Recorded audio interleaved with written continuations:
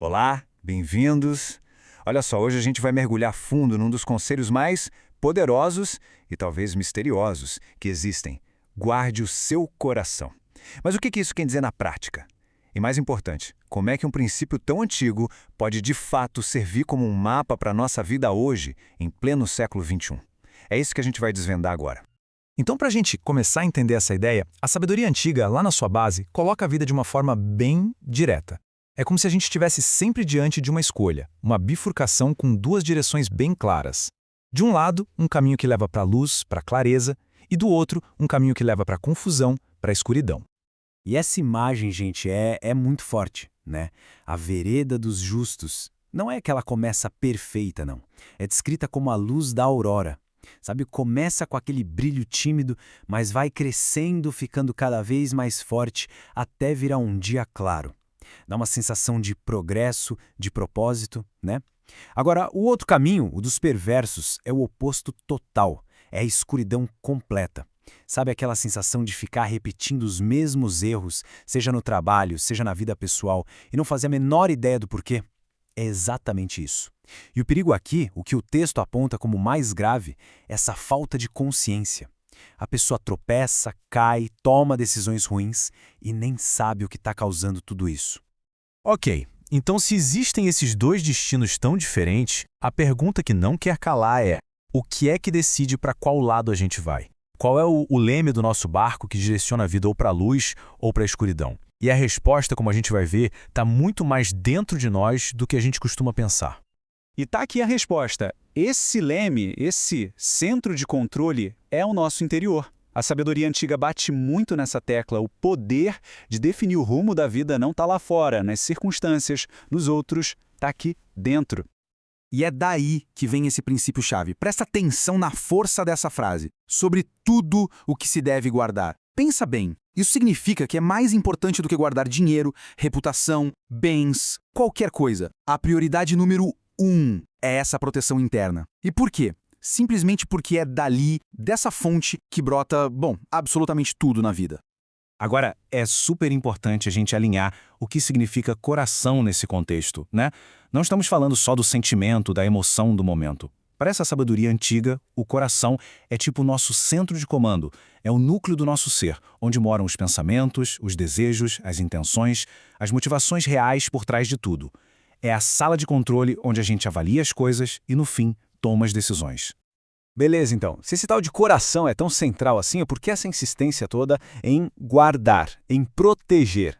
É porque ele vive sob ataque. E o mais interessante é que esse ataque vem de duas direções, de dentro e de fora. Vamos dar uma olhada nisso mais de perto?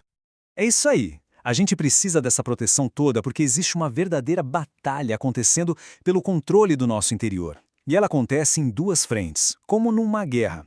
A primeira frente é interna, sabe, contra as nossas próprias inclinações, nossas tendências. A outra é a frente externa, um bombardeio constante de influências do mundo que tentam o tempo todo reformatar o nosso centro de controle. E o pior é que na maioria das vezes a gente nem percebe. Olha, essa frase pode parecer meio pesada, né? Enganoso é o coração. Mas é um alerta muito sério que a própria sabedoria antiga nos dá. Ela está dizendo basicamente que aquela ideia de simplesmente siga seu coração pode ser uma armadilha. Se a gente não parar para analisar o que sente, o que deseja, esses impulsos podem ser totalmente tendenciosos, podem nos enganar e nos levar para lugares bem complicados. E aqui a gente tem uma ponte incrível entre esse conceito de milhares de anos e o que a neurociência diz hoje. Pense em tudo que a gente consome. Filmes, músicas, redes sociais, notícias.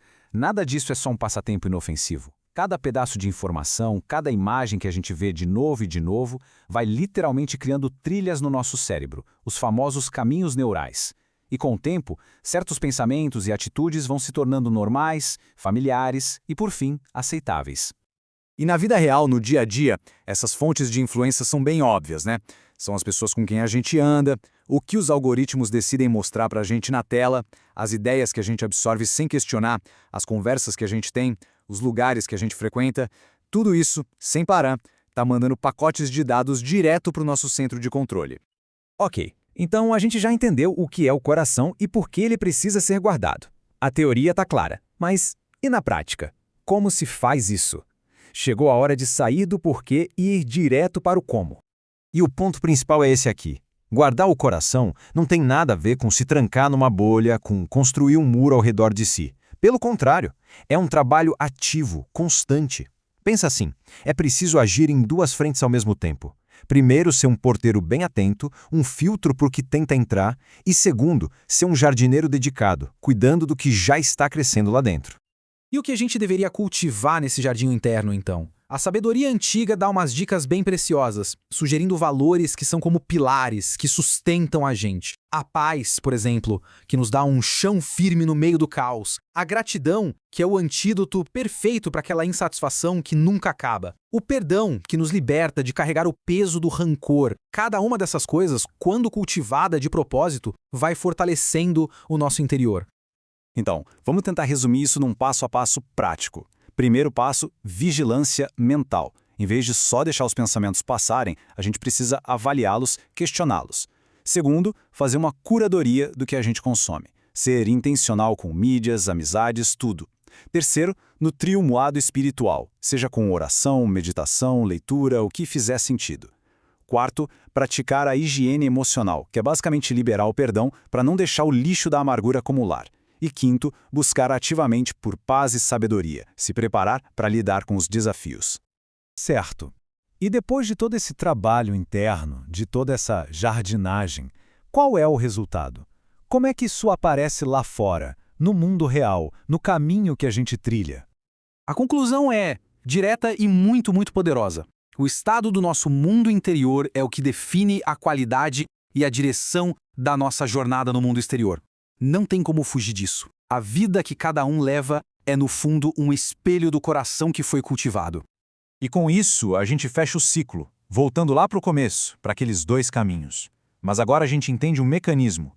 O caminho da luz não acontece por acaso. Ele é a consequência de um coração que foi protegido, que foi guardado. E isso gera clareza, gera propósito. Da mesma forma, o caminho da escuridão não é azar. É o resultado inevitável de um coração que foi deixado exposto, negligenciado, e isso só pode levar à confusão, ao tropeço. No final das contas, tudo volta para esse ponto. As palavras que saem da nossa boca, as nossas atitudes, a qualidade dos nossos relacionamentos, o rumo da nossa carreira, a nossa paz de espírito, tudo, absolutamente tudo, nasce ali, no estado do nosso coração. É como se ele fosse a nascente do rio da vida. A qualidade da água lá na fonte determina todo o resto do percurso. Isso tudo nos deixa com uma última reflexão, talvez a mais importante. Essa batalha pelo coração não é uma coisa que acontece uma vez na vida. É uma escolha que se faz todo dia, a cada momento. Então a pergunta que fica não é sobre o que entrou ontem ou semana passada. A pergunta é, o que está sendo permitido entrar e moldar o nosso centro de controle agora, nesse exato momento? Porque a resposta para essa pergunta é o que vai definir o brilho ou a falta dele no caminho de amanhã.